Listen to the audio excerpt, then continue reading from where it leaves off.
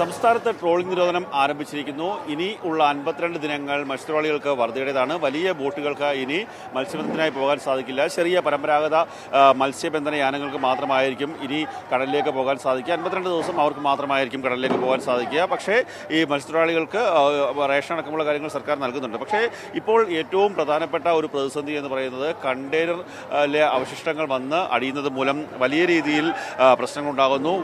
പല സമയങ്ങളിലാണ് വല മുറിഞ്ഞു പോകുന്നത്. പലയിടങ്ങളിലും ഈ ബോട്ടിൻ്റെ പ്രൊപ്പലർ ഒടിഞ്ഞു പോകുന്ന സംഭവം ഉണ്ടായിട്ടുണ്ട്. അങ്ങനെയൊക്കെയുള്ള പ്രശ്നങ്ങളിലാണ്. ചേട്ടാ, ഇപ്പം ഒരു വറുതിയുടെ കാലമാണ് വരാൻ പോകുന്നത്. ചെറിയ വള്ളങ്ങൾക്ക് ഇനി കടലിലേക്ക് പോകാൻ സാധിക്കും. പക്ഷേ ആ സമയത്ത് നമുക്ക് ഇപ്പം ഈ കണ്ടെയ്നറൊക്കെ വരുന്ന അവശിഷ്ടം വരുന്ന മൂലം കുറേ പ്രശ്നങ്ങൾ ഉണ്ടാകുന്നില്ലേ? മത്സ്യത്തൊഴിലാളി മേലേക്ക് 90% എന്താണ് നമുക്കൊരു ലൈലൻഡ് വള്ളങ്ങളോ അങ്ങനെ ഫിഷിംഗ് കൂടെ ആർക്കും കോരാനോ ഒന്നും പറ്റത്തില്ല. ഇതോടൊക്കെ പിടിച്ചാൽ 10-25 ലക്ഷം രൂപയുടെ മേലെ നഷ്ടങ്ങളാണ് സംഭവിക്കുന്നത്. ഇതിന് നമുക്ക് സർക്കാർ അല്ലെ അടിയന്തരമായി നമ്മുടെ ഇപ്പോൾ സംസ്ഥാന സർക്കാർ നേരത്തെ പറഞ്ഞ 1000 കോടി രൂപയ്ക്ക് നമ്മൾ കേന്ദ്ര ഗവൺമെൻറ് ആലോചിച്ചിട്ട് ഈ കമ്പനിയായിട്ട് കേസ് പറയുന്ന ഈ കേസ് പറഞ്ഞാൽ ഇത് മത്സ്യത്തൊഴിലാളികൾ കൊടുക്കണം.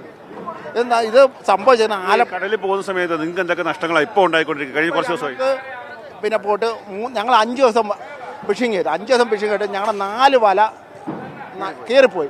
ഞങ്ങൾക്ക് ഒരു ദിവസം ഞങ്ങൾക്കൊരു 600-700 ഡീസലാണ്. അതായത് 70,000 രൂപ ഡീസലും അല്ലാത്ത കൂടെ 1 ലക്ഷം രൂപ ഒരു ദിവസം ചിലവാണ്.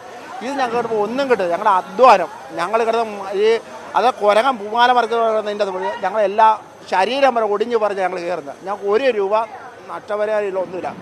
ഇത് തന്നെയാണ് അവസ്ഥ. കാര്യം സർക്കാർ ഇപ്പോൾ ഈ കമ്പനിക്കെതിരെ കേസ് കൊടുക്കേണ്ട എന്ന് പറഞ്ഞിട്ടുണ്ട്. പക്ഷേ കേസ് കൊടുക്കേണ്ട എന്ന് പറയുമ്പോഴും ഇവർക്ക് ഓരോ ദിവസവും ഉണ്ടാകുന്ന നഷ്ടം ആര് സഹിക്കും എന്നുള്ളതാണ് ഏറ്റവും പ്രധാനപ്പെട്ട കാര്യം. അല്ലെങ്കിൽ അവരുടെ നഷ്ടത്തിനുള്ള പരിഹാരം ഈ ആരുടെ ഭാഗത്തു നിന്ന്, സർക്കാരിൻ്റെ ഭാഗത്തു നിന്നാണോ അതല്ലെങ്കിൽ ഈ കപ്പൽ കമ്പനിയുടെ ഭാഗത്തു നിന്നാണോ എന്നുള്ള കാര്യത്തിലൊന്നും തീരുമാനമായിട്ടില്ല. അതുകൊണ്ട് തന്നെയാണ് ഈ വറുതിയുടെ കാലത്ത് ഇത്തരത്തിലുള്ള ഈ കടലിൽ അഴിഞ്ഞുകൂടുന്ന കണ്ടെയ്നറിൻ്റെ ബാക്കി ഭാഗങ്ങൾ കൂടി വരുമ്പോൾ അത് അവരുടെ ഉപകരണങ്ങളെയൊക്കെ തന്നെ നശിപ്പിക്കുന്നു. അതിനുള്ള അടിയന്തരമായിട്ടുള്ള പരിഹാരം ഉണ്ടാകണം എന്നുള്ള ആവശ്യമാണ് മത്സ്യബന്ധന മേഖലയിൽ നിന്നുള്ളവർ ഉന്നയിക്കുന്നത്. ക്യാമറമാൻ ഷാനാസ് പരീതിനൊപ്പം കണ്ണൻ നായർ, മാതൃഭൂമി ന്യൂസ്, കൊല്ലം.